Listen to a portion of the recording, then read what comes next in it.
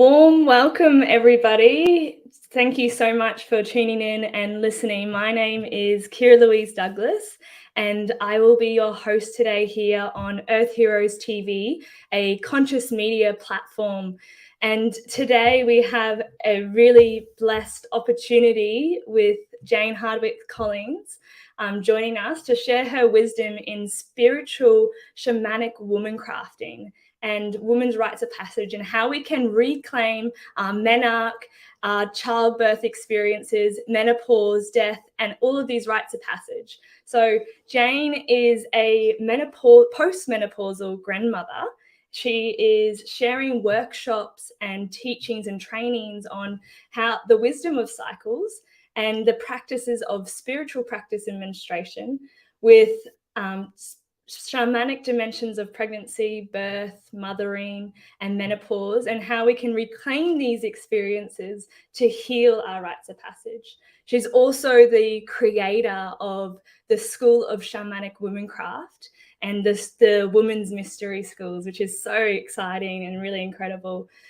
She has personally influenced me massively with her teachings through a dear mentor of mine in far north Queensland who shares her lineage, and where we've moved through different practices of birthing our own medicine drums and revisiting our birth stories, and how that has an impact on my life and how I can stand in my gifts and lead my life and create my life through birthing with awareness in each phase and cycle that I move through, creating rituals and ceremonies so I can live a cyclic life. So would really love to hear your wisdom today, Jane, and thank you so much for coming on.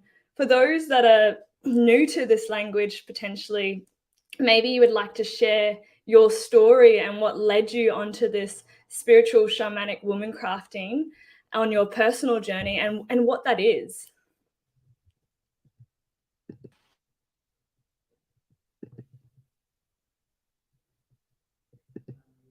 Sorry, I'm just going to unmute you.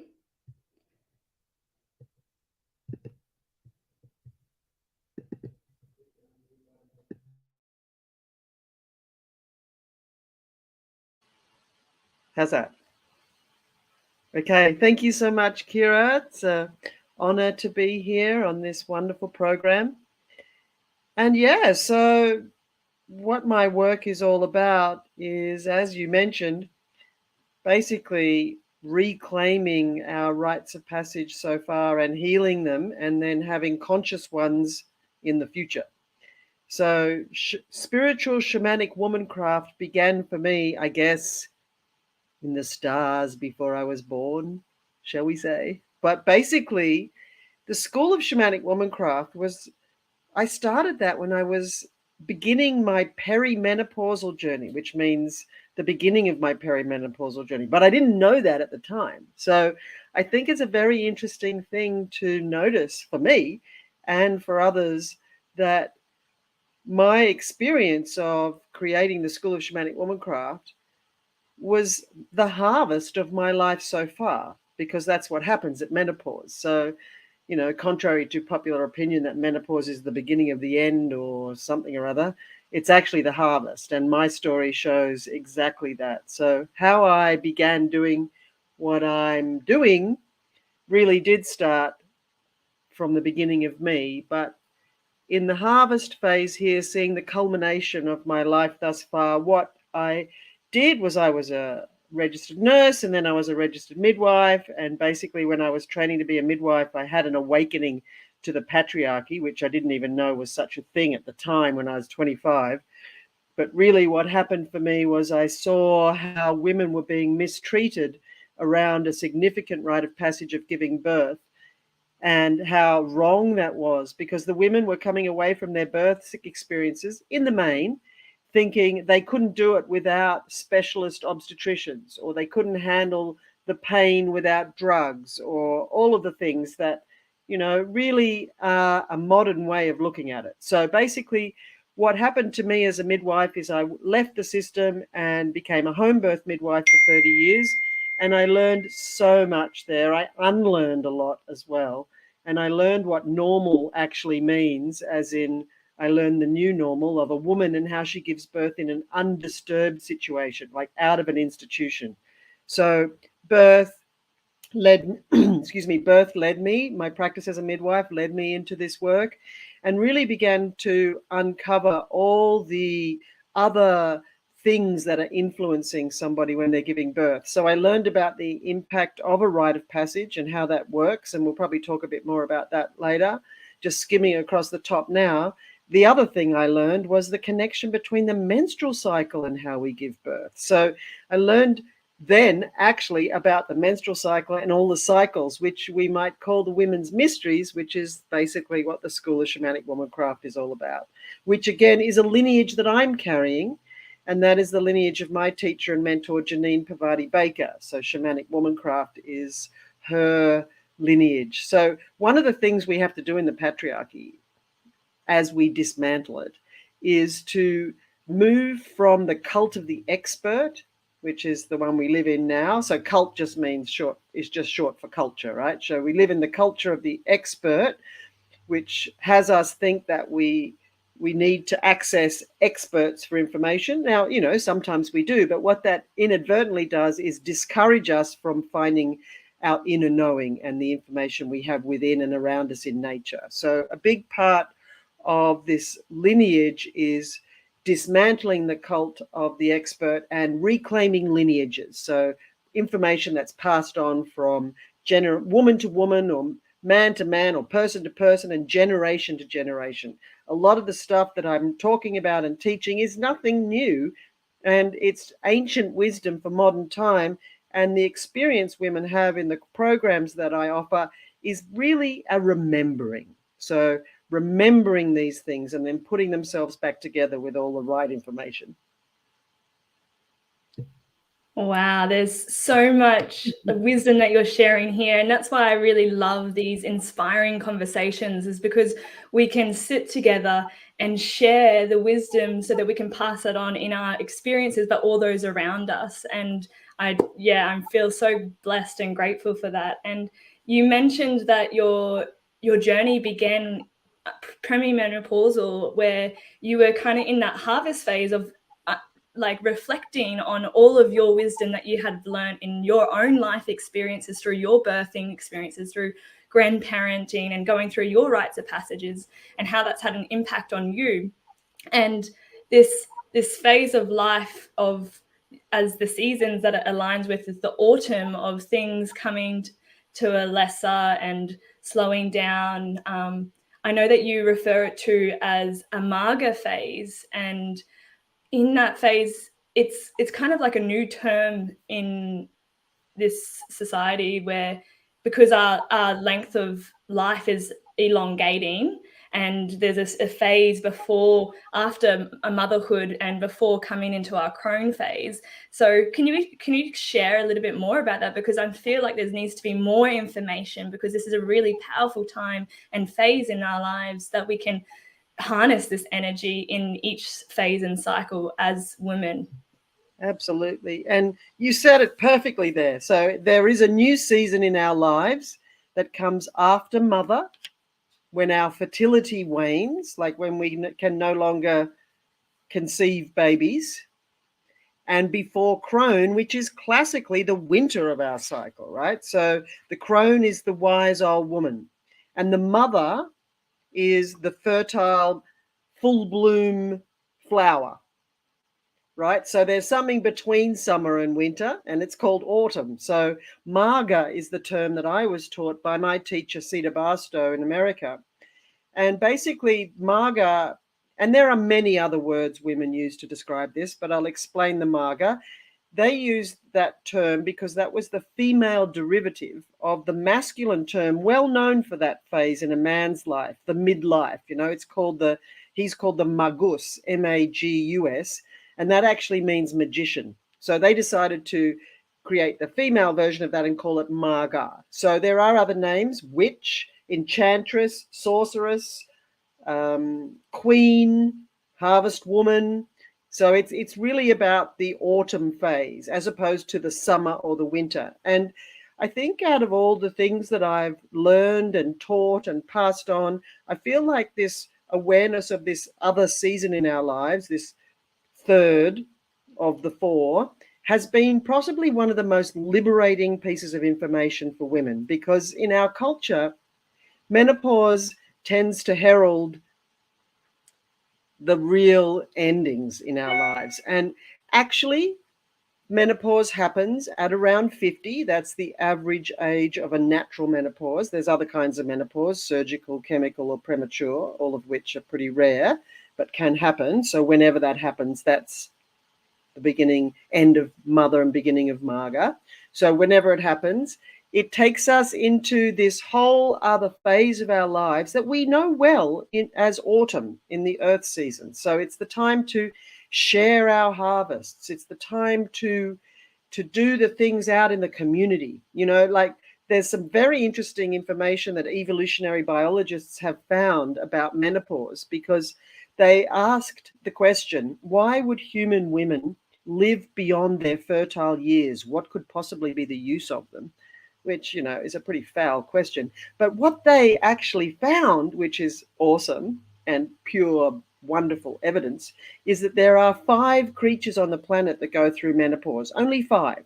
So human women, and then pilot whales, beluga whales, orcas, and narwhals. So these 4 toothed whales and human women are the only ones who go through menopause. And so they looked at these whales to see, well, what's the point in them?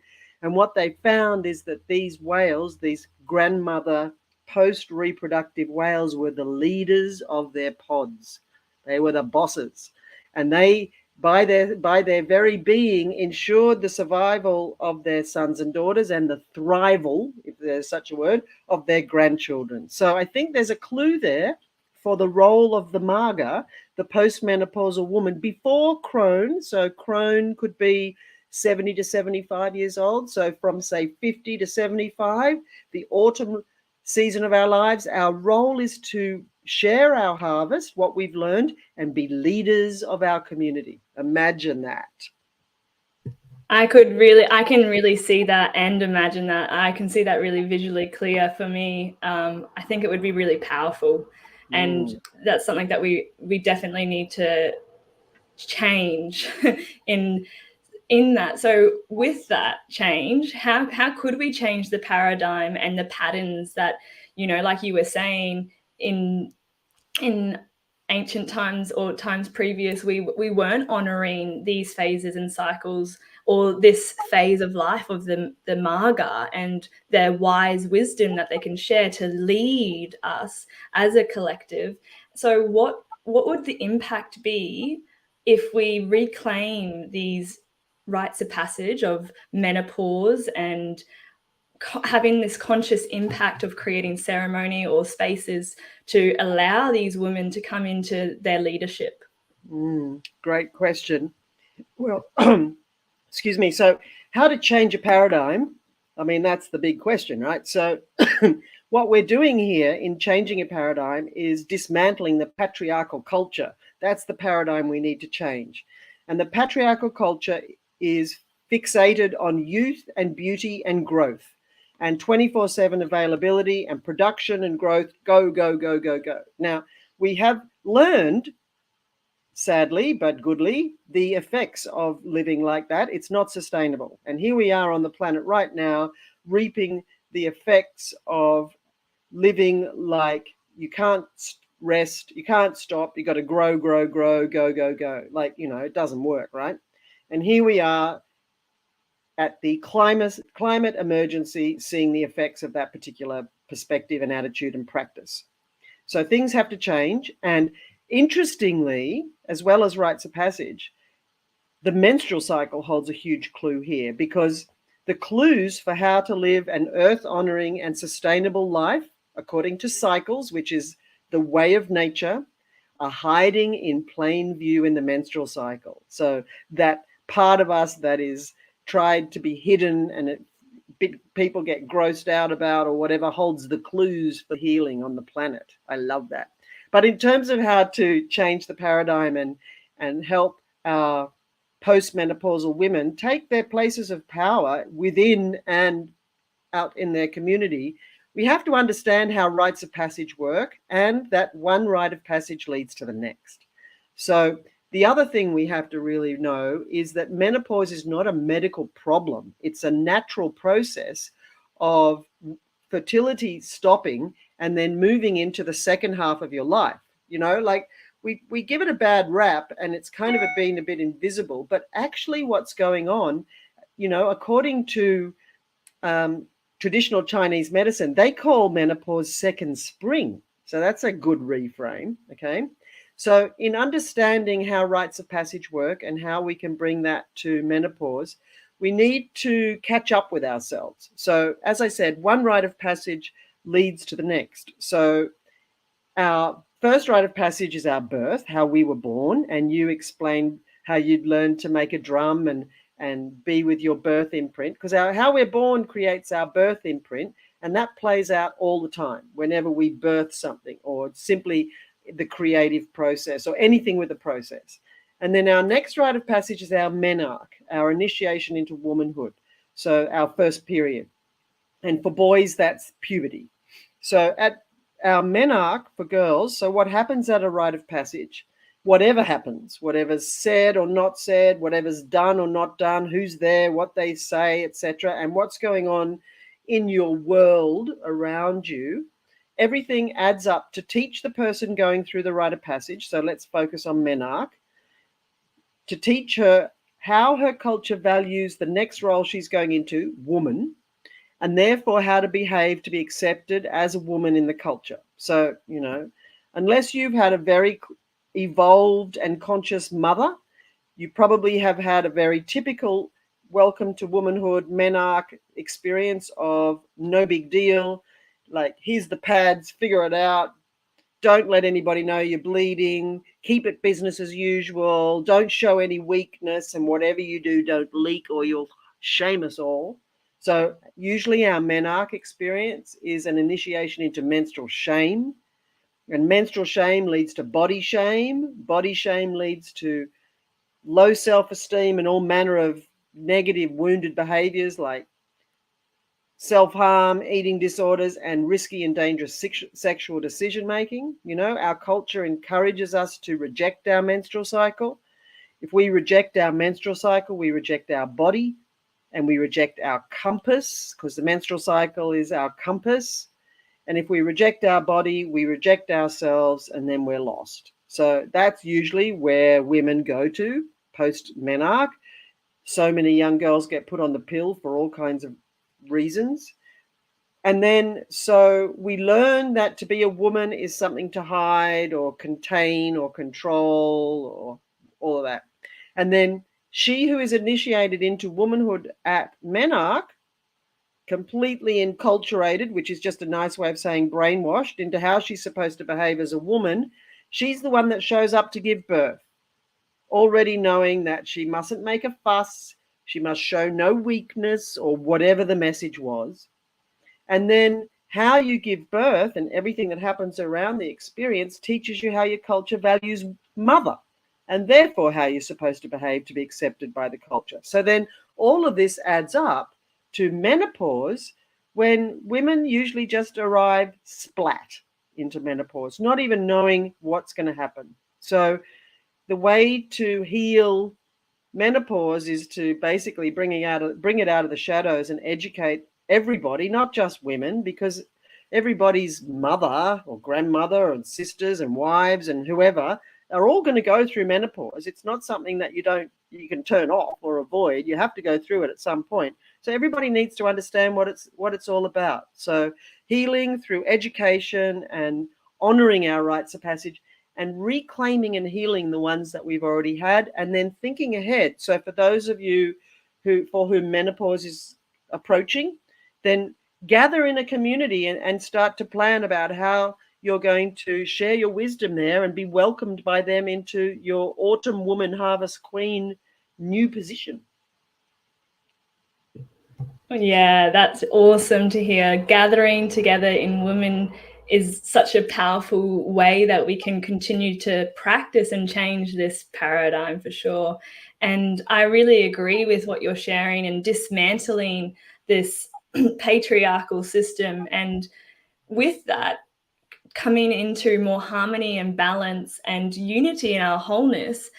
I'm really curious with, like, you have so many resources and you're already making such an impact, like you've made an impact in my life with, you know, this book, which is like Becoming a Woman. I have lots of your books and the e-courses online as well, that I've shared with my mum, and we've done, you know, rewilding bush camps with Gillian Zamero, and we've done it together, and we're doing the work of this ancestral healing that I feel that is my duty and my role in this society, in my lifetime. And for me, my birth story, like my mum's birth was euphoric and incredible home birth, and she birthed me into the world. And it's my relationship with the masculine. My father was there in fear, and he wasn't sure what was happening, what to do, and he was pushing me back in out of fear. And so I feel like my role is to continue healing the relationship with the masculine so that we can come into unity and harmony. And so there's all these incredible tools for women to understand their menstrual cycles, and the map and the compass to come into our inner wisdom and come into our power. What is your perspective on the best way to educate men and support men to understand what this role of rites of passage, of phases and cycles, so that they can understand women and support us and hold or protect that space for us to be able to go into our red tent and honor ourselves? Great question. Right question. And important question. And let's say in an ideal world, it starts when they're little. So there's a window of time when mothers are looking after small children, boys and girls, when they have the opportunity to completely normalize the menstrual cycle, because we live in what's called a negative menstrual cycle culture, and we need to all heal that and move to a positive menstrual cycle culture. Like, duh, and it's ridiculous that it's not already like that, but anyway, it's not. And that's the sign of a patriarchy. That's the one of the conditions, you know, like, so menstrual shame, as Sharon Maloney, a woman in Queensland who's done a PhD on menstrual shame, says, menstrual shame is one of the organizing principles of the patriarchy to maintain the oppression of women. So, you know, it works. So what we do to educate our men, we normalize the menstrual cycle for the little boys in our lives. So, you know, when you've got small children, you can't go to the toilet on your own anyway. So you're probably doing some clever gymnastics, hiding what you're doing, changing a pad or a tampon, or emptying your menstrual cup. So be real, be honest, be true about what's going on, and say things like, oh, mummy's blood's here today, so we'll have a big rest today, or we'll have an extra cup of tea, or we won't go rushing around, or whatever, just to teach that the menstrual cycle bleeding phase is the time when we need to rest a bit more. So that's the first thing. So normalizing the menstrual cycle within the family with our children. And then children at school need to learn this. And I know they're not, and that's part of what we need to do. We need to improve sex ed, basically. So the menstrual cycle gets included in sex ed and associated with a fear of pregnancy. There's a lot more going on with the menstrual cycle than getting pregnant. It's a cycle that runs your life. It's a cycle that runs your life and everybody else who lives under the same roof as you. So it's something that we need to understand. So we need to learn about it at school. And that, you know, that's slowly happening, way too slowly, but that's that. And then in terms of for older boys and men, they need educating, basically. So how that looks is possibly more about understanding the cycle so that they can understand the needs for contraception. That would probably be the most interesting part of the story. And also for all of us to realize that contraception is not a women's issue. It's like an issue for a partnership, say. And so learning about the cycle is often something that people just do when they're trying to plan to have a baby too. So be good to learn that ahead of time. And so we have to understand that the men in our lives may not know about it, but they need to, and possibly want to, especially when they're just trying to understand their sisters, their mothers, their girlfriends, their wives, like, I think the easiest way to explain the menstrual cycle, and most menstrual educators are doing it this way these days, is to talk about the inner seasons that we have. So spring, summer, autumn, winter. We have an inner spring, summer, autumn, winter. And so that's spread out around the cycle, so that, obviously when you're bleeding or just before bleeding is like your winter. And when you're in your winter, you want to be on your own in the warmth and dreaming, so to speak, not out and about in tight white clothes riding horses like the tampon ads might suggest. So, the pop culture has a lot to say about the way the menstrual cycle is hidden or turned into something gross. But there's a clue there. Anything to do with the feminine or women that's feared or put down or made a joke of or turned invisible is a clue that it holds power. So, think about this: blood, the menstrual cycle, childbirth, menopause, all those things, very much feared and very, very powerful in so many ways. So educating our men needs to be something that we help them with, but also, like, it's their responsibility to learn about it as well. But they have to realize that it's something that they need to learn about, and they'd have to have their head in the sand to think that there wasn't something going on. So I feel like it's time for the men to wake up and seek this information rather than stumble upon it. Yeah, definitely. And I really, really resonate with what you're sharing around, like, teaching the younger generation and really creating a positive impact on our relationship to the menstruation cycle, and why it's so important to honor that phase and understand it. And I have a nephew of mine, and I was on the toilet and he comes in and he's like, what's that? And I was, and I explain it's my blood. And so I really can understand, like, just explaining what things are and why kids are so curious and they actually want to know, and not hiding it or shaming it, and giving them the understanding of why we have certain things and what we do in those spaces. So, I'm going to rest, and I make sure that I have my hot water bottle and all the things that I need to do for myself. And good on you. What a wonderful auntie you are. Thanks.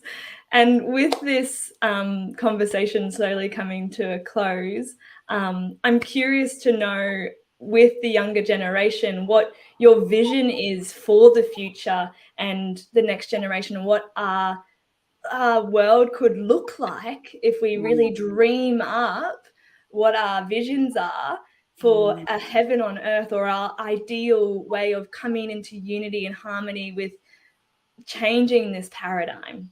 Well, my suggestion for the future is to stay connected to nature. So, like, even if that means going to a park, but stay connected to nature, and also to do a spiritual practice around your menstruation. So not just ignore it or wish it's not happening, like actually engage in the spiritual practice of menstruation. And I've written a whole new book on that. I'll just reach it here. It's called Blood Rites, the Spiritual Practice of Menstruation, available on my website. So stay connected to nature, engage in the spiritual practice of menstruation, honor rites of passage, which kind of basically means gather in your community and have parties and celebrate as you grow, and grow your own food. I think that's a necessary thing. And in terms of how I imagine heaven on earth, I imagine a village, a community. I imagine the healed sisterhood, no more competition or judgment, everybody in support of each other. And I imagine women's circles everywhere, the heart and hearth of the community. I imagine conscious rites of passage. And I imagine babies being born in places where women can really have safe, undisturbed births. And I imagine global sanctuaries where we co-create these sanctuaries where families come to give birth, people come to die, people come to grow food, and we create the village that we know is needed to raise a child and support a mother. So that's my idea of heaven on earth. So powerful. Thank you. I deeply feel that, as well as I can see that ideal heaven on earth. And how amazing is it that we have this opportunity in every aspect of our life to create that. We're birthing that ideal heaven on earth, and we're making the conscious choices and steps to create this place of which you speak to, and whatever that looks like for us as individuals as well. So I want to say a big thank you to all the listeners that have tuned in and listened to this. You can watch the full version of the video on Earth Heroes TV. And thank you, Jane, so much for your time. I really, really appreciate learning from your stories that you're sharing and sharing these with our audience. So if you've resonated with what Jane has been speaking to, you can find her on her website, which is janehardwickcollings.com, or the School of Shamanic Womancraft.com as well. Is there any other events or things that you have coming up that people can tune into as well? Yes, I'm actually just about ready to give birth to an app, which is about the wisdom of the cycles. It'll be a period tracking app, taking into consideration all the new things about that and teaching you about how to celebrate and honor your cycle, and also the cycle of the earth season and the moon. So it'll be an app that'll tell you when the full moon, dark moon, and new moon and all the seasonal sabbats are and what to do about it. And I've also got a new big e-course coming out. This is coming out from the School of Shamanic Womancraft for those people who can't travel to do the face-to-face 4 seasons journey. We've pulled together the teachings from that into an e-course that we're calling Earth Woman. So that will be available very soon too. Wow, so much excitement that's coming and so much richness and learning that's right at our fingertips. Thank you for birthing and creating all of these magical mystery experiences that people can go through. And yeah, I just want to say a big thank you again, and thank you for your time, and blessings to everybody on their journey, creating ritual and ceremony with their bodies and their cycles and the earth. Lots of love. Blessed be. Thank you.